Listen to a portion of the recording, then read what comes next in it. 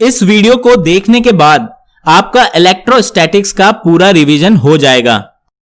आप Coulomb's law, Gauss law, electric field, electric potential and electric dipoles के सारे important points and formulas revise कर लेंगे। सबसे पहले बात करते हैं कूलम्ब्स लॉ की। दो चार्जेस Q1 एंड Q2 के बीच इलेक्ट्रिक फोर्स होता है K times Q1 Q2 divided by R square. R दोनों चार्जेस के बीच का डिस्टेंस है। K एक कांस्टेंट है जिसकी value 9 times 10 to the power 9 newton metre square पर चार्ज स्क्वायर होती है SI यूनिट में। अगर बहुत सारे चार्जेस हैं तो नेट फोर्स किसी एक चार्ज पर बाकी सभी चार्जेस की वजह से जो इंडिविजुअल फोर्सेस हैं उन्हें ऐड करने पर मिलता है। Electric field lines imaginary lines होती हैं जो इलेक्ट्रिक फील्ड के बारे में दो इंफॉर्मेशन देती हैं। पहली, इलेक्ट्रिक फील्ड की डायरेक्शन। किसी पॉइंट P पर फील्ड की डायरेक्शन मिलती है उस पॉइंट से पास होने वाली फील्ड लाइन के उस पॉइंट पर टेंजेंट से। दूसरी बात, अगर किसी रीजन 1 में फील्ड लाइंस बहुत क्लोज हैं एज कंपेयर टू दूसरे रीजन 2 के, देन रीजन 1 में किसी पॉइंट A पर इलेक्ट्रिक फील्ड का मैग्नीट्यूड ज्यादा होगा रीजन 2 के पॉइंट B से। कोई भी चार्ज इन फील्ड लाइंस के अलोंग ही मूव होता है। दो इलेक्ट्रिक फील्ड लाइंस कभी इंटरसेक्ट या क्रॉस नहीं कर सकती। अगर पॉइंट चार्जेस की बात करें तो पॉजिटिव चार्ज से ये लाइंस बाहर की तरफ निकलती हैं और नेगेटिव चार्ज में ये लाइंस अंदर की तरफ आती हैं। दो पॉइंट चार्जेस एक साथ हो तो ये लाइंस पॉजिटिव चार्ज से निकलकर नेगेटिव चार्ज में टर्मिनेट होती हैं। और अगर दो पॉजिटिव चार्जेस हैं तो फील्ड लाइंस ऐसी दिखती हैं। इलेक्ट्रिक फील्ड की वैल्यू दोनों के बीच में किसी एक पॉइंट पर इस वाले केस में 0 होती हैं। सिमिलरली दो नेगेटिव चार्जेस की वजह से फील्ड लाइंस ऐसी दिखती है। अगर किसी चार्ज का मैग्नीट्यूड ज्यादा है तो उससे फील्ड लाइंस ज्यादा ओरिजिनेट या टर्मिनेट होगी एज कंपेयर टू जिसका चार्ज कम है। इलेक्ट्रिक फील्ड लाइंस कभी क्लोज लूप नहीं बना सकती हैं। Electric potential energy. Electric field अगर किसी चार्ज को पॉइंट A से पॉइंट B मूव करती है तो उसके द्वारा उस चार्ज पर किया गया वर्क होता है integration of dot product of force vector and displacement vector from point A to B, जहां पे ds स्मॉल डिस्प्लेसमेंट है, F फोर्स वेक्टर है and theta force and displacement के बीच का एंगल है। इलेक्ट्रिक फील्ड फोर्स एक कंजर्वेटिव फोर्स है, मतलब एक चार्ज को मूव करने में इस फोर्स ने जो वर्क किया है वो चार्ज की इनिशियल एंड फाइनल पोजीशन यानी point A and point B पर ही डिपेंड करता है और इस बात पर डिपेंड नहीं करता है कि उसने क्या पाथ या ट्रैजेक्टरी फॉलो की है। कंजर्वेटिव फोर्सेस के लिए ही potential and potential energy define कर सकते हैं। पॉइंट A पर जो पोटेंशियल एनर्जी है और पॉइंट B पर जो पोटेंशियल एनर्जी है दोनों का डिफरेंस ही वर्क डन होगा पॉइंट A से पॉइंट B के बीच में। लेकिन चेंज इन पोटेंशियल एनर्जी की बात करें तो वो होती है डेल्टा U यानी UB माइनस UA, जिसकी वैल्यू होगी negative of work done from point A to B। अगर वर्क डन पॉजिटिव है तो पोटेंशियल एनर्जी डिक्रीज होती है from point A to point B। दो पॉइंट चार्जेस के केस में इलेक्ट्रिक पोटेंशियल एनर्जी की वैल्यू होती है U equals to K Q1 Q2 divided by R, जहां R दोनों के बीच का डिस्टेंस है। अगर मोर देन 2 चार्जेस हैं तो टोटल इलेक्ट्रिक पोटेंशियल एनर्जी सभी पेयर ऑफ चार्जेस की वजह से जो इंडिविजुअल पोटेंशियल एनर्जी है उन्हें ऐड करके मिलती है। अगर 3 चार्जेस का केस देखें तो पोटेंशियल एनर्जी इस इक्वेशन से दी जाती है और मान लीजिए अगर चार्जेस 4 हैं तो पोटेंशियल एनर्जी इस इक्वेशन से दी जाएगी। इलेक्ट्रिक पोटेंशियल की बात करते हैं। Electric potential energy per unit charge होती है, या यूं समझें किसी यूनिट चार्ज को अगर पॉइंट A से पॉइंट B तक मूव करें तो जो वर्क डन इलेक्ट्रिक फोर्स ने किया है वो उन दोनों पॉइंट्स के बीच का पोटेंशियल डिफरेंस होता है। So potential at point A minus potential at point B equals to work done from point A to point B divided by the charge Q। अगर इलेक्ट्रिक फोर्स की जगह कोई एक्सटर्नल फोर्स है जो charge move कर रहा है तो उसके द्वारा किया वर्क दिया जाएगा इस इक्वेशन से यहां ये external force positive charge Q0 को B से A मूव कर रहा है opposite to the electric field direction.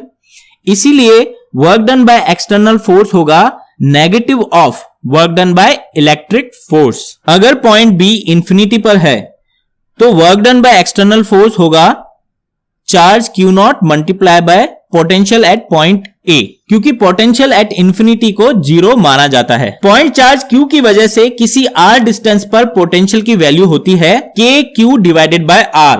अगर मोर देन 1 चार्जेस हैं तो किसी पॉइंट पर पोटेंशियल सभी चार्जेस की वजह से उस पॉइंट पर जो पोटेंशियल है उन्हें ऐड करके आता है। कंटिन्यूअस चार्ज डिस्ट्रीब्यूशन के लिए इसे लिखा जाता है इंटीग्रल फॉर्म में। इलेक्ट्रिक फील्ड और इलेक्ट्रिक पोटेंशियल जिस फंक्शन से रिलेट होते हैं वो ये फंक्शन है।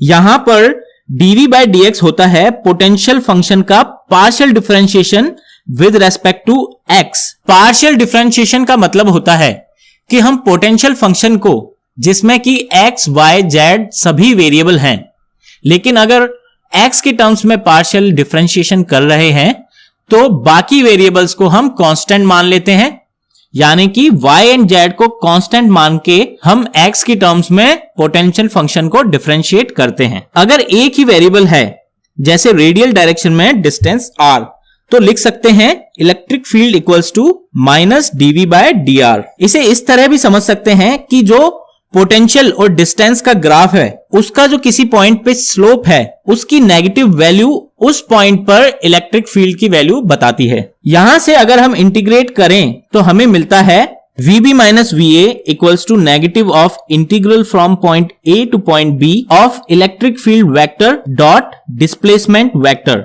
यहां से पता लगता है कि इलेक्ट्रिक फील्ड लाइंस हमेशा हायर पोटेंशियल से लोअर पोटेंशियल की तरफ मूव करती हैं, क्योंकि इलेक्ट्रिक फील्ड की डायरेक्शन में VB माइनस VA नेगेटिव होगा, यानी VA is greater than VB। अगर इलेक्ट्रिक फील्ड के परपेंडिकुलर मूव करेंगे तो हर पॉइंट पर पोटेंशियल सेम होगा, क्योंकि उस केस में इलेक्ट्रिक फील्ड वेक्टर E और डिस्प्लेसमेंट वेक्टर dr का जो डॉट प्रोडक्ट है वो 0 होगा और potential at point A equals to potential at point B आ जाएगा। यूनिफॉर्म इलेक्ट्रिक फील्ड के लिए लिख सकते हैं V equals to E times D, जहां पे D दो पॉइंट्स के बीच में डिस्प्लेसमेंट का अलोंग इलेक्ट्रिक फील्ड कंपोनेंट होता है। अब बात करते हैं इक्विपोटेंशियल सरफेसेस की। इक्विपोटेंशियल सरफेसेस हैं वो 3 डायमेंशनल सरफेस जिस पर हर पॉइंट का इलेक्ट्रिक पोटेंशियल वैल्यू सेम होता है। इसका मतलब पोटेंशियल डिफरेंस किसी भी दो पॉइंट के बीच इस सरफेस पर 0 होगा और इसीलिए वर्क डन भी 0 होगा किसी भी दो पॉइंट्स के बीच। अगर वर्क डन 0 है मतलब इलेक्ट्रिक फील्ड हमेशा इस सरफेस के परपेंडिकुलर होगी। तो 2 पॉइंट्स याद रखें, electric field lines equipotential surfaces के परपेंडिकुलर होंगी और इलेक्ट्रिक फील्ड की डायरेक्शन के अलोंग पोटेंशियल की वैल्यू कम होती जाती है। अब बात करते हैं इलेक्ट्रिक डायपोल की। दो इक्वल एंड अपोजिट चार्जेस जब हमेशा एक फिक्स डिस्टेंस से सेपरेटेड रहते हैं तो इलेक्ट्रिक डायपोल कहलाते हैं। हर इलेक्ट्रिक डायपोल का एक मोमेंट होता है जिसे P से डिनोट करते हैं। इसकी वैल्यू होती है P equals to 2A times Q, जहां 2A दोनों चार्जेस के बीच का डिस्टेंस है। इलेक्ट्रिक डायपोल मोमेंट एक वेक्टर क्वांटिटी है और ये नेगेटिव से पॉजिटिव चार्ज की तरफ डायरेक्टेड रहता है। अगर दो डायपोल मोमेंट्स को ऐड करना हो तो वेक्टर एडिशंस यूज करना होता है। यूनिफॉर्म इलेक्ट्रिक फील्ड में डायपोल पर नेट फोर्स हमेशा 0 होता है। नॉन यूनिफॉर्म इलेक्ट्रिक फील्ड में ये नॉन जीरो भी हो सकता है। अगर इस डायपोल पर टॉर्क देखें तो उसकी वैल्यू होगी डायपोल मोमेंट का क्रॉस प्रोडक्ट इलेक्ट्रिक फील्ड के साथ। उसका मैग्नीट्यूड होगा P times E sine theta. Theta equals to 0 and 180 degree पर टॉर्क 0 होगा और थीटा इक्वल्स टू 90 डिग्री पर टॉर्क मैक्सिमम होगा। अगर dipole small angle d theta से रोटेट होता है तो टॉर्क के द्वारा वर्क होता है जिसकी वैल्यू होती है टाउ डी थीटा, या इसे लिख सकते हैं minus PE sine theta d theta, क्योंकि du change in potential energy equals to negative of work done है तो चेंज इन पोटेंशियल एनर्जी की वैल्यू होगी PE sine theta d theta. अगर डायपोल थीटा 1 से थीटा 2 रोटेट हुआ है तो इंटीग्रेट करने के बाद हम लिख सकते हैं work done by torque of electric force equals to PE times cos θ2 minus cos θ1। और अगर कोई एक्सटर्नल फोर्स टॉर्क लगाता है अगेंस्ट द इलेक्ट्रिक फील्ड तो उसकी वैल्यू इस वैल्यू के नेगेटिव होगी, क्योंकि theta equals to 0 degree and 180 degree पर टॉर्क 0 होता है और फोर्स तो 0 है ही, मतलब इन एंगल्स पर ये डायपोल इक्विलिब्रियम में होगा। ये इक्विलिब्रियम स्टेबल होगा या अनस्टेबल, ये पोटेंशियल एनर्जी की वैल्यू पर डिपेंड करेगा। थीटा इक्वल्स टू 0 डिग्री पर पोटेंशियल एनर्जी की वैल्यू आती है -PE। नेगेटिव वैल्यू है मतलब मिनिमम एनर्जी, इसीलिए इक्विलिब्रियम स्टेबल होगा। मतलब अगर डायपोल को स्मॉल एंगल से मूव करेंगे तो टॉर्क वापस डायपोल को थीटा इक्वल्स टू 0 डिग्री पर लाने की कोशिश करेगा। थीटा इक्वल्स टू 180 डिग्री पर पोटेंशियल एनर्जी की वैल्यू होगी P टाइम्स E। ये वैल्यू पॉजिटिव है, मतलब मैक्सिमम एनर्जी, यानी इक्विलिब्रियम अनस्टेबल होगा। अनस्टेबल इक्विलिब्रियम का मतलब है अगर डायपोल को स्मॉल एंगल से मूव किया तो डायपोल वापस उसी पोजीशन पे नहीं आएगा जहां पे थीटा इक्वल्स टू 180 डिग्री है, बल्कि थीटा इक्वल्स टू 0 डिग्री की तरफ मूव करेगा, जो कि स्टेबल इक्विलिब्रियम है। गॉस लॉ की बात करते हैं। पहले इलेक्ट्रिक फ्लक्स समझते हैं। फ्लक्स मेजर करता है कि एक सरफेस से कितनी इलेक्ट्रिक फील्ड लाइंस पास हो रही हैं। यह एक स्केलर क्वांटिटी है। Small surface area ds vector के लिए फ्लक्स लिखते हैं dot product of electric field and the surface area vector, या इसे इस तरीके से भी लिख सकते हैं E ds cos थीटा। इसे इंटीग्रेट करके हम टोटल फ्लक्स की वैल्यू निकाल सकते हैं। ds की डायरेक्शन सरफेस से आउटवर्ड की तरफ पॉजिटिव ली जाती है। अगर थीटा इक्वल्स टू 0 डिग्री है, या ये कहें कि इलेक्ट्रिक फील्ड सरफेस के परपेंडिकुलर है, तो टोटल फ्लक्स की वैल्यू होगी electric field times total surface area. और अगर थीटा इक्वल्स टू 90 डिग्री है, मतलब इलेक्ट्रिक फील्ड सरफेस के पैरेलल है, तो फ्लक्स 0 होगा। गॉस लॉ कहता है कि अगर एक हाइपोथेटिकल क्लोज सरफेस कंसीडर करें तो उस क्लोज सरफेस से पास होने वाला फ्लक्स होगा close integral of E dot ds, जिसकी वैल्यू होती है उस सरफेस एरिया के अंदर जो चार्ज है Q inside divided by epsilon not. Epsilon not एक कांस्टेंट है, यानी ये फ्लक्स केवल और केवल उस क्लोज सरफेस के अंदर जो चार्ज है उसी पर डिपेंड करेगा। अब बात करते हैं कंडक्टर्स की। कंडक्टिंग मटेरियल के अंदर इलेक्ट्रिक फील्ड 0 होता है, क्योंकि कंडक्टर्स में इलेक्ट्रॉन्स फ्रीली मूव कर सकते हैं। और अगर कोई भी इलेक्ट्रिक फील्ड अंदर एग्जिस्ट करती है तो वो इलेक्ट्रॉन्स पर फोर्स एक्सर्ट करेगी, और इलेक्ट्रॉन्स तब तक मूव करेंगे जब तक रिजल्टेंट फील्ड वैल्यू 0 ना हो जाए। अगर इलेक्ट्रिक फील्ड 0 है तो गॉस लॉ से कह सकते हैं कि चार्ज एनक्लोज भी 0 होगा, यानी अगर हम कंडक्टर को कोई चार्ज Q देते हैं तो वो उसकी सरफेस पर ही रहेगा, अंदर नहीं। फील्ड लाइंस की बात करें तो क्योंकि कंडक्टर के अंदर इलेक्ट्रिक फील्ड 0 है, इसलिए कोई फील्ड लाइन कंडक्टर के अंदर एंटर नहीं कर सकती। ये लाइंस कंडक्टर की सरफेस के परपेंडिकुलर होती हैं। अगर कंडक्टर पर पॉजिटिव चार्ज है तो लाइंस सरफेस से ओरिजिनेट होंगी, और अगर नेगेटिव चार्ज है तो लाइंस सरफेस पर टर्मिनेट होंगी।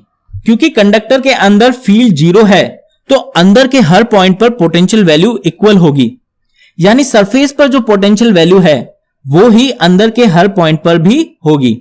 अगर कंडक्टर में कैविटी है और हम एक पॉजिटिव चार्ज उस कैविटी में रखते हैं तो कुछ ऐसा होगा। Equal and opposite charge conductor की अंदर वाली सरफेस पर आ जाएगा, और इक्वल चार्ज सेम साइन के साथ आउटर सरफेस पर अपीयर हो जाएगा। इस तरह हमने इलेक्ट्रोस्टैटिक्स के सारे important points and formulas revise कर लिए हैं। आप अगर इस वीडियो को 2-3 बार देखेंगे तो ये पॉइंट्स आपको हमेशा के लिए याद हो जाएंगे। ऐसे और भी वीडियोस मैं आपके लिए लेकर आऊंगा ताकि आप हर टॉपिक का रिवीजन इजीली कर पाएं। नए वीडियोस डेली अपलोड होते रहेंगे, इसीलिए चैनल को सब्सक्राइब जरूर करें ताकि आपको हर वीडियो अपलोड की जानकारी सबसे पहले मिल जाए। याद रहे, सब्सक्राइब करने के बाद बेल आइकन क्लिक करना ना भूलें। Thank you for watching this video.